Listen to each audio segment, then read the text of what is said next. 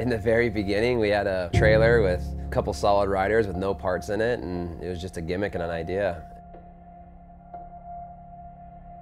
You know, a lot of hard work and a lot of long days and long nights and frustrating races. That's Josh Hill, the 75, who is down. I think we've taken life lessons and we've built a really solid program out of absolutely nothing. We've created something that no one else has ever done. Everything's pretty massive these days. You know, the clothing business is thriving. The tattoo shops, we went from one small little tattoo shop into 4 tattoo shops now with a huge expansion program on that. And the race team has probably been the biggest monster of all. Now we're the biggest 450 program in Supercross, and we have a lot of big plans for 13 coming up.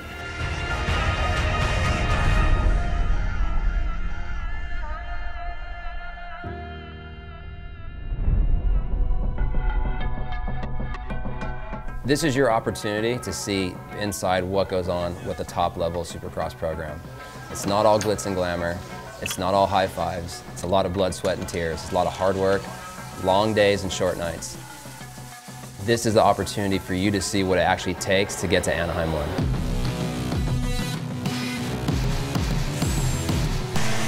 It's a little bit of a fire drill this morning. We've been in here bright and early, pounding coffee, spinning wrenches. Will Dax guide this where it doesn't pop up over the top of this? How many times are you going to check the nuts and bolts on that thing? Well, I haven't seen it. Look at him, he doesn't have 1 wrench, he has 2. Pretty much 3 weeks out of the first round. Everything needs to be on point right now. This year we've more than doubled in size. We got 2 semis this year, 4 riders, almost doubled all of our staff. So it's a monster this year. There's so much prep and so much work that goes into getting ready for a Supercross season. The whole entire race year starts in October, and what that starts with is practicing and training. Without cardio, without bike time, you ain't got a shot.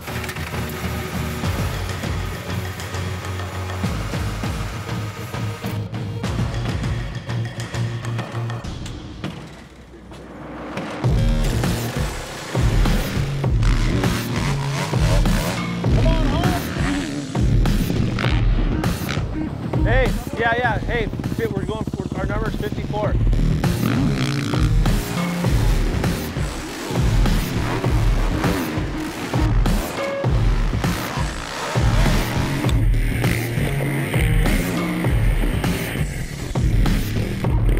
He's riding with a lot of confidence right now. I mean, it just looks like everything's flowing for him. That was good, 54 too, he's staying consistent. Part of this sport is all about getting better riders and evolving your program. Hey, you gotta at least do some tricks. And sometimes it's good and sometimes it's bad. God, he's fucking horrible. Jump it or puck.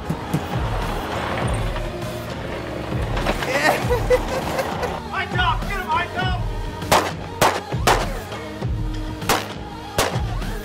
Did it look like a movie? Yeah. It's,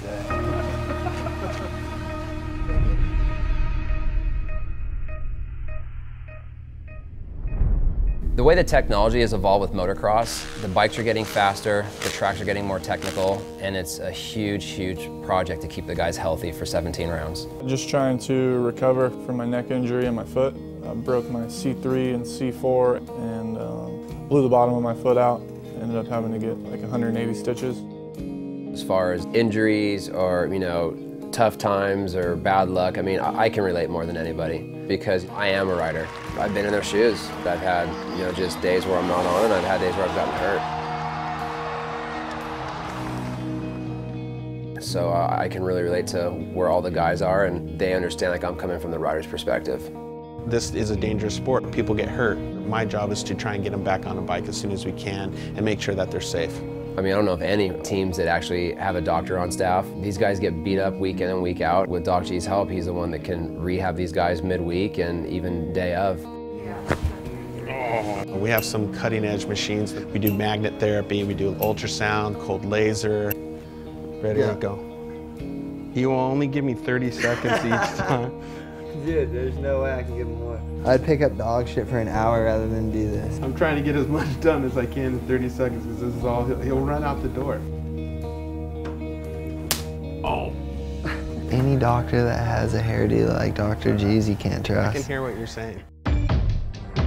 Of all the athletes that I work with, no one even comes close to motocross. These are top endurance athletes, and I would match them against any other sport any time of the day.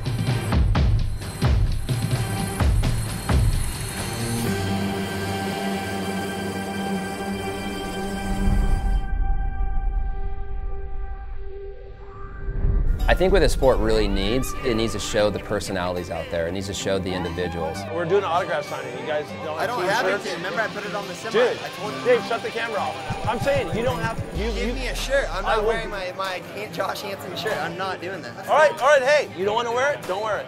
It needs to show the good and the bad. I started talking to Ivan about someone rolling in on the half pipe.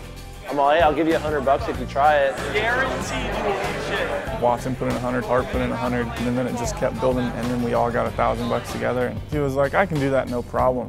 I can fall 4 feet, you know, and take $1,000 off Hart. I'm gonna win the $1,000. No, Mahoney, dead serious though. You want me to be honest with you? Yeah, Like, what? you want dead honest? Yeah. You got it. From Mahoney to Kenny, you know, also with all the riders. It's all about the personalities. He's not committing.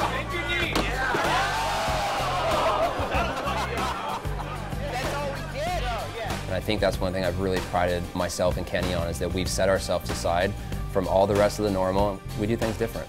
One thing that's really important to us as a company is to making sure that every fan that wants a picture, a poster, an autograph, that they get one. Without the fans, this team, this sport, you know, our brand is nothing.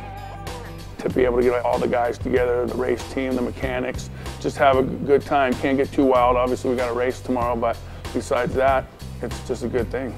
It's all about good time with good friends. Talk about old times and partying. We know it can't last forever, but we hope it never ends. The hardest thing I have to deal with as being the team owner is I'm the person that has to hire and fire people. I'm the person that has to make the executive decisions on budgets. And on top of that is dealing with the sponsors.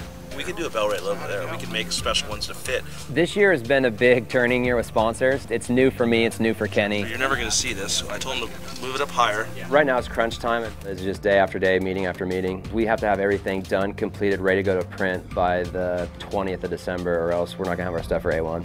The only thing I'm concerned about is timeline. I mean, just if you're comfortable working off our timeline, which maybe A1, it could be a week or two in. No, that's fine. I couldn't hire people off the street that would put as much into this as these guys do. I think there's something to be said for that. You know, a bunch of tattooed scumbags can put together a pretty amazing race team, and I feel like we're changing the face of the sport, and I think that's something to be pretty proud of.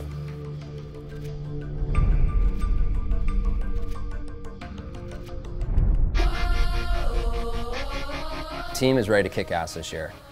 This year we've made a massive change. I brought in Ricky Carmichael, who is one of the most prestigious motocross racers in the business. What we're talking about, the 2-2. Don't rush it on the backside of the second two. He is now my partner. We've teamed up with Factory Suzuki, so now we have the factory equipment, and now we're building our stable of riders. This sport I hold really close to my heart. I was born a motocross racer, and I'll die a motocross racer. I've done different projects in between, but it all spawned off of motocross racing.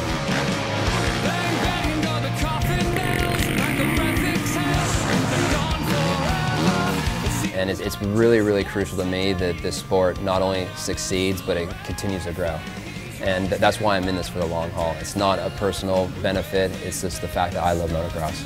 The rear end's like kicking me up. You want to slow it down?